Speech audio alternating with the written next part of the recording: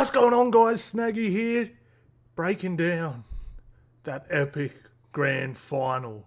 What an absolute cracker of a game, and wow. Let me know your thoughts on it, guys. Let us know if you hit any punts. Let me know what you thought about the year. All that good stuff, guys. I can't wait to talk about this one. I was so thoroughly entertained, guys. Now, look, before I get into it, thanks everyone that sort of tagged along and watched along the way. You guys are the real MVPs here. I'll probably have a little week off, and then I'm going to get back into the Pacific Championships because I am actually pumped for those. I can't wait for the Pacific Championship and I can't wait for the Ashes. I think it's going to be some really good international footy. A lot of people saying, last day of footy, what are we going to do? Bro, we got some footy games coming up. Tonga versus Samoa at Suncorp Stadium. Are you kidding me, man? England versus Australia at Wembley. You joking? We got footy left, boys. Don't stress. We're fine. We're absolutely fine for about another month, and then it's going to be rubbish. But we good. Man, what a year! I'm just blown away at that game. It's still like they're still wrapping it up here. I just wanted to get this thing done fresh while I still had all the feeling in it. I usually have a bit of especially after this game, I'm having an adrenaline dump, because I was watching it with Broncos supporters. And they were on their feet the whole time, I was coaching them through it. I was like, guys, it's all right. They were down at half. Broncos second half team, Melbourne aren't great in the second half. You're good. You're fine, So I was doing a lot of coaching, it stressed me out a little bit. But yeah, mate, that was absolutely awesome. I really couldn't be happier for Brisbane, and just as a rugby league fan that just wants to see the game be as good as it can possibly be. And I tell you what, after watching that Bledisloe last night and then having people watch this tonight, you can see why rugby league is absolutely thriving. You really can. There was the skill gap between the two codes. Phenomenal. The entertainment factor is just, wow. It's rugby league, man. It's a gift that keeps on giving. I mean, let's try and do my best to break this thing down. All right, let's have a look through some of these stats first. And I just want to talk about how the game went. Then we'll go through some player stuff, right? So, Broncos ended up with 51% of the ball. Now, Melbourne had 59% in the first half, and Broncos looked like they were blowing. So I don't know what they had to have been for them to swing it in their favour in the second half, but it felt like there was 10, 15-minute patches, multiple of them, in the second half where Melbourne didn't even touch the ball. I mean, a completely dominant second half. 85 completion rate from the Broncos. Now, someone said to me, what are you talking about? The Broncos completed at 85% last week. And I was like, yeah, they did last week, but they probably won't this week. Well, they did. Shout out to them. I was going to say this about the Melbourne Storm, because obviously the first half, a team that moves the ball, that can complete high, is dangerous. A lot of teams, choose high completion over moving the ball. If you can do both, you can win yourself a premiership. And just quietly as well, I've been trying to... Penrith have made this very hard for me to sort of prove over the last few years because they've been that. The best defensive team doesn't always win the comp. Bro, I don't think either team defended very well tonight. This was a shootout and it was bloody awesome. I mean, if you can just got to score more points than the other team, man. You don't have to keep them to nil. Obviously, being a high defense, like the best defensive team, I don't know what Brisbane were, but they were probably about the fourth best. And I reckon every time Melbourne got in good field position, they scored on them, but they still won. So, it was obviously you got to be able to defend, but. Yeah, that was bloody epic. So, running meters about the same, 1,700. Broncos, I thought they were getting battered in the first half. Paddy was getting folded. I thought they did a real good job on Payne Haas. So, to end up with more post-contact is absolutely awesome. 8 line breaks to 6 in the grand final. That is crazy. 51 tackle breaks to 41. Average set distance, both about 42. Kick return meters, 218 to 117. Ruck, pretty medium. It was actually quite even. Melbourne, I did think, get away with a little bit more, especially in the first half. Let's come have down and have a look at these missed tackles because I'm intrigued by this. 41 and 51 in the grand final. It's a big change from Penrith. Big change from Penrith who's finishing grand finals with 8 missed tackles. Like, wow. But man, I ain't complaining because that was absolutely awesome. Now look, how I sort of felt like this game went, right? So let's go back here. Oh no, will they have it? Hang on.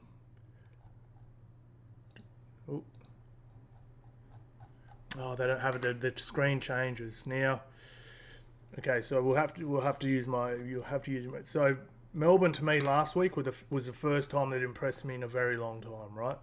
I mean, like they look good not a long time. The 5 games leading into the finals, right? And the start of the final series. Melbourne to me looked good, but I was just sitting there going, it just doesn't look like a premiership winning team. Like it just doesn't look like premiership winning footy, and you could just sort of poke holes in their performances and stuff like that. They come out against the Cronulla Sharks, and to me last week was absolutely premiership winning footy from them for me. Like I thought they were brilliant. That's why I tipped them. I was like, if that team rolls out next week, Broncos aren't winning. Now, what's the ref's name? Grant Atkins. He got picked to ref this grand final because he stuck the whistle in his pocket and didn't blow him in the lead up to the game. Bro put the whistle in his mouth and didn't pull it out for the first half. And I was sitting there going, oh my God, like what are you doing, bro? Like you're here for putting the whistle away. There was 5 probably legit penalties in there, but maybe 4 or something. The head highs all fair.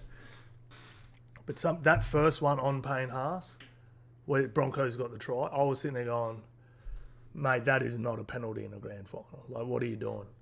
Anyway, I digress. I come back.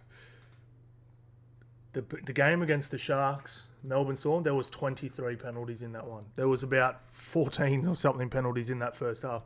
Melbourne do well with stop-start footy. That's why they haven't been able to beat Penrith, because they keep the ball in play. I'm talking about previous years, the last 3 or 4 years, when Penrith have been very dominant and, Penrith are just pumping in the whole time. Penrith keep the ball in play, Melbourne don't. Melbourne play great with stop-start footy. The first half was very stop-start. Melbourne were the better team. When the whistle finally got put in his pocket and they played some free-flowing footy, what I've been sort of saying about the Melbourne Storm over the past sort of 5 weeks was just so true. I said it in my preview. If they show up like these games, and I circled the last 5, they'll lose. If they come up like this one, and I circled the Cronulla Sharks, they'll win. And then the first half played out exactly how I thought the whole game was going to, and then the second half, great. So I just want to have a look at some not Penrith. Bro, so in my preview, I actually said the Penrith Panthers versus the Melbourne Storm. It has been so long since we've had a grand final without Penrith Panthers in it. I've been doing YouTube the whole time. Like, this is my first grand final as a YouTuber where Penrith haven't won a bloody comp. Not been in a comp, won a comp. Crazy. Now, look, they did lose... Who went off again? Howarth in, the 5th minute? Didn't help, but I thought they covered it really well. I thought they were very, very good there.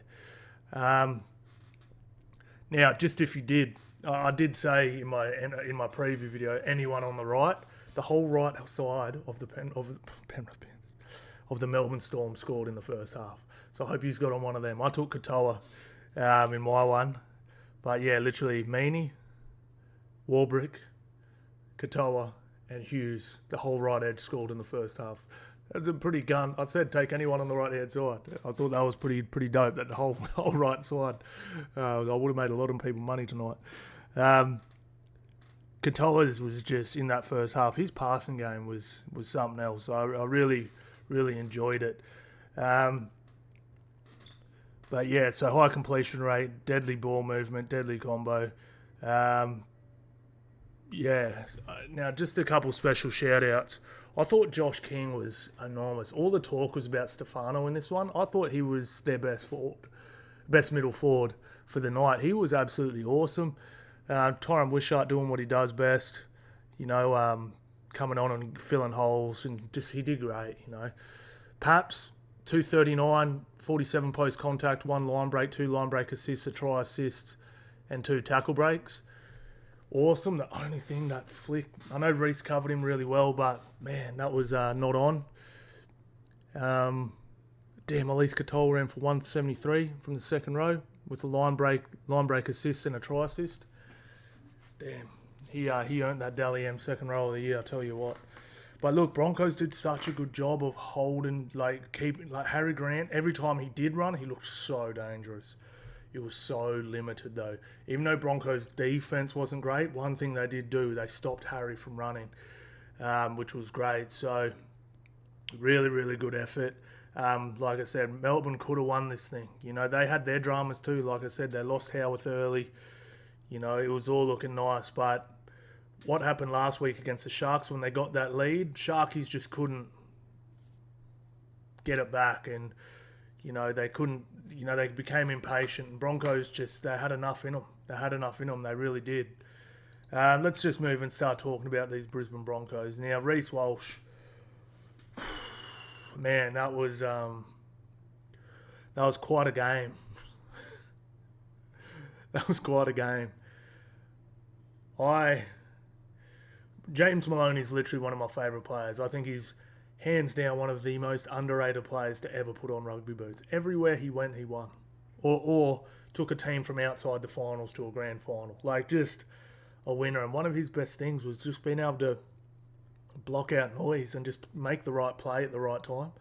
He could throw the ball out 3 times. He could throw the same pass out 3 times. And you're sitting there going, what are you doing? He will let it rip again. And win you a massive game. And Reece did throw the ball forward, and then his next two times he was in attacking position, set up 2 tries with pretty risky passes, like super flat double cutout balls. Like, that's pretty damn impressive, especially for a 23-year-old fullback. He's not even a half. Bloody impressive. These 2 dudes as well, Kerapani and Dean Mariner, I thought they cleared Warbrick and Coates, which is saying something because I think Warbrick and Coates are probably both better wingers. But I thought they were substantially better. I really did. Katoni Staggs and Shibasaki were both really, really good.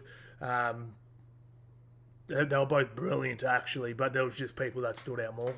You know, like, I love Katoni a few years ago would sort of get blamed for, he doesn't get enough work, he doesn't get in there enough. He's been busy this year. He's been active, you know, so absolutely brilliant. Now, it wasn't all pretty.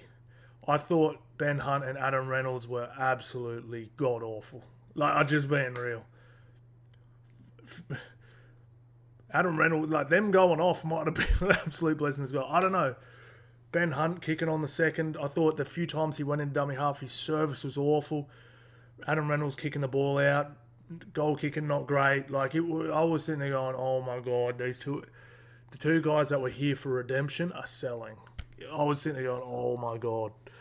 Now, shout out to them. I'm not bagging them, but they were not very good. Like, just in all, if Brisbane lose this game, those 2 get eviscerated by everyone, including the media. Eviscerated. But they won, so it's all good. Okay? But I'm not going to sit here and say they played great, because I didn't.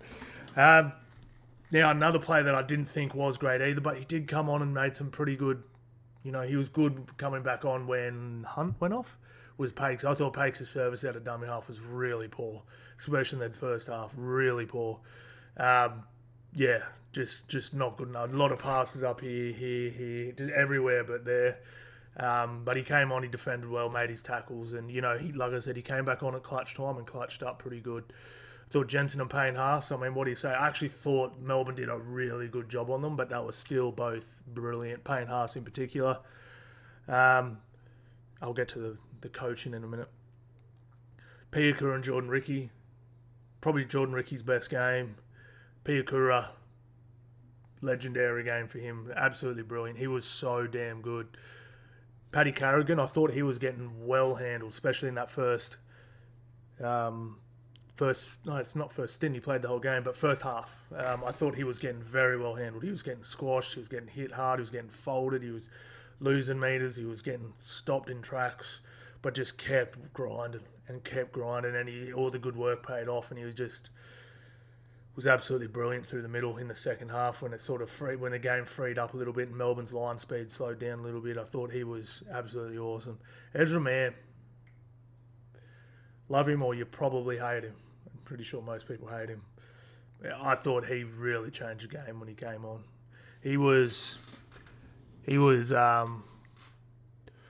His energy, man. He looked like a Ninja Turtle. Like, I don't know what's happened to his neck.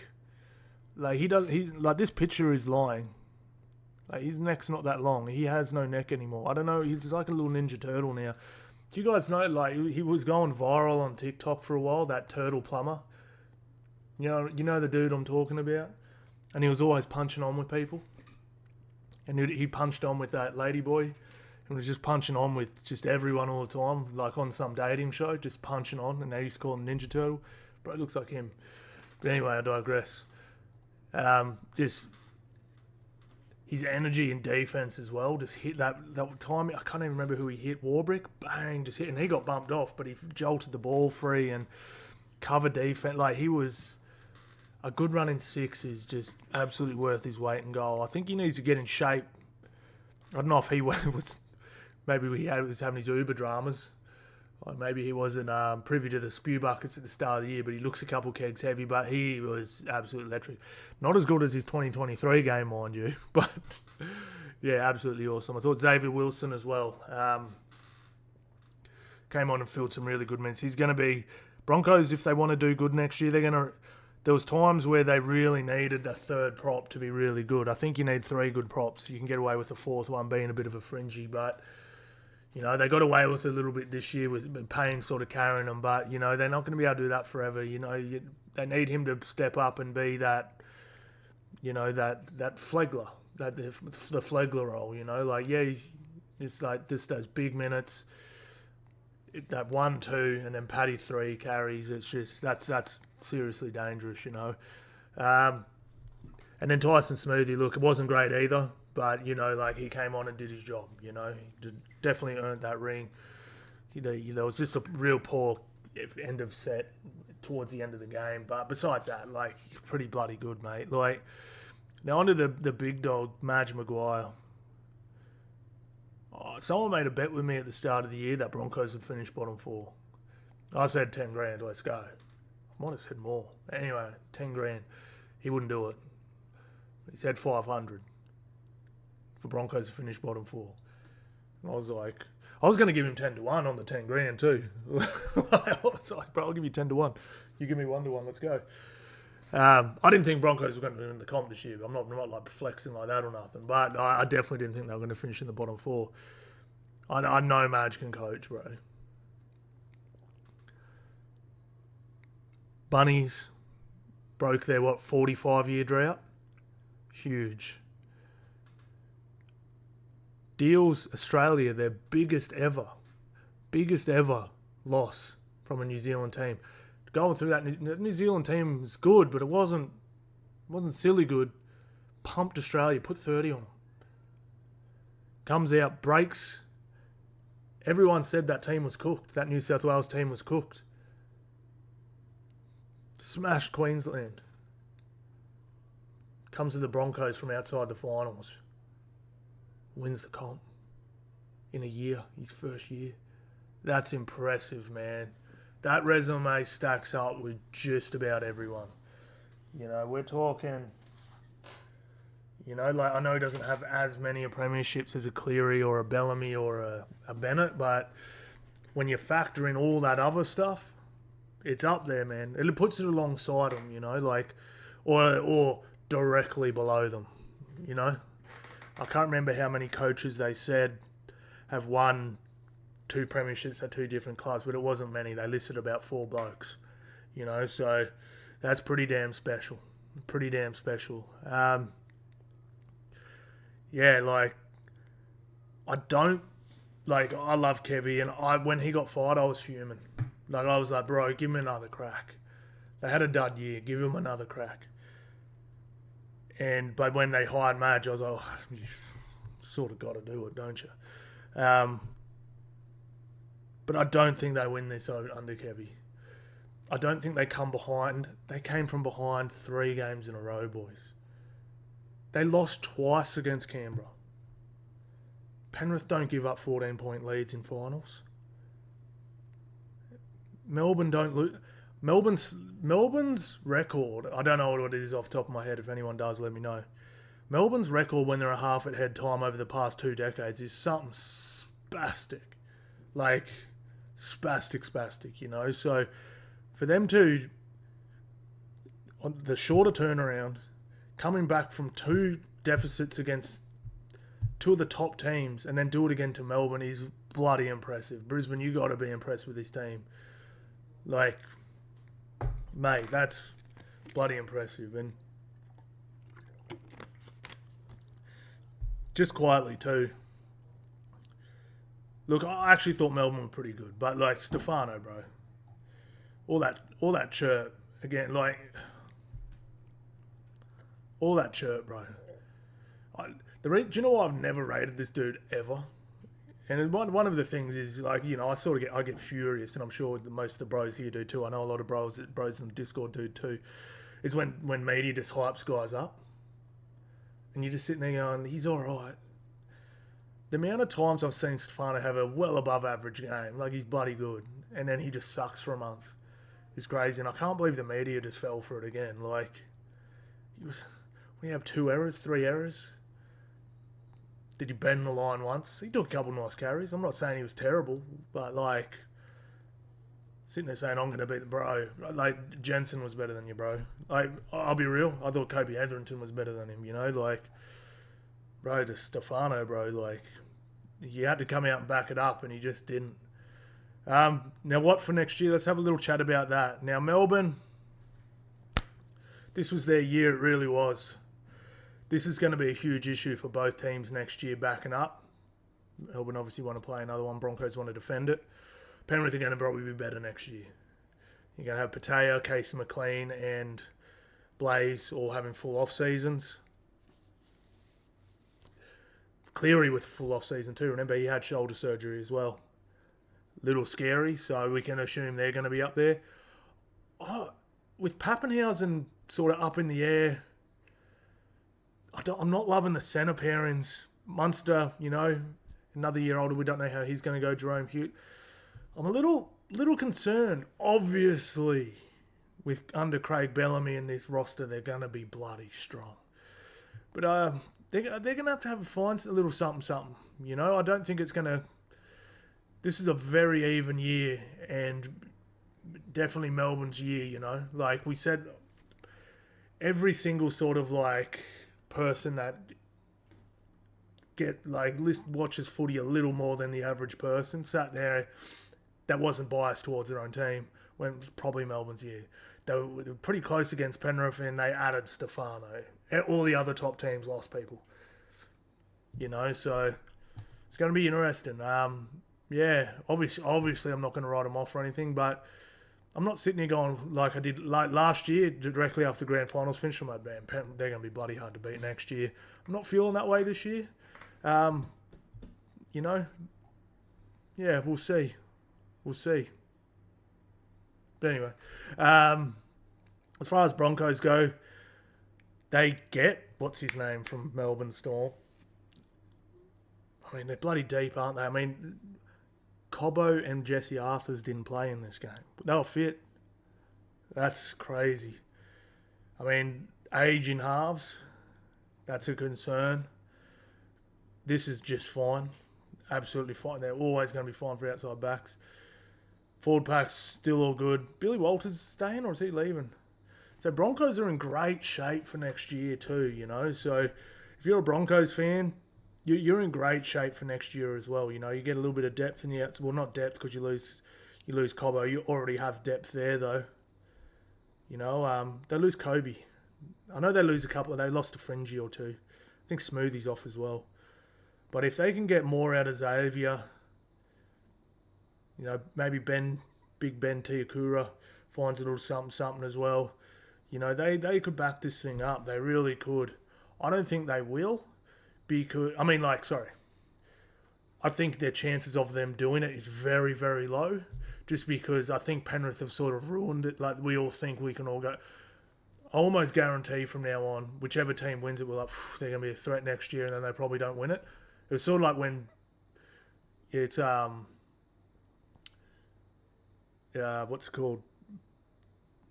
That Maroons team, the Queensland Maroons team in the 2010s, like sort of ruined State of Origin now. You know what I mean? Like Cleary's like 3-1 at State of, like 3-2 or whatever at State of, or was he 3-3? Like, so lost 3-1-3, which is totally normal, like totally normal. Actually, it's very good. But everyone's like, oh, he sucks. It's like, bro, that team was just very, very good, bro. Like, but yeah, so they're going to be a threat next year, man. If they keep listening to Madge, obviously that's going to be the big thing, you know. Will they keep listening to him? I'm sure they will. Now coming and going, like, it's been 20 years, bro. Like, there are people drinking at a bar right now that have never seen Broncos win a comp. Like, drinking alcohol, you know. But obviously they like, well, damn. Clearly, we just weren't working hard enough. See what happens when you got your spew buckets out. And, yeah, what a game. I can't stress that enough how good that was. Anyways, that's it for me, boys. I'm going to go kick my feet up, play some NBA 2K, sleep in, do absolutely nothing tomorrow. And I absolutely cannot wait. Thank you all so much for watching, guys. I'll see you on the next one.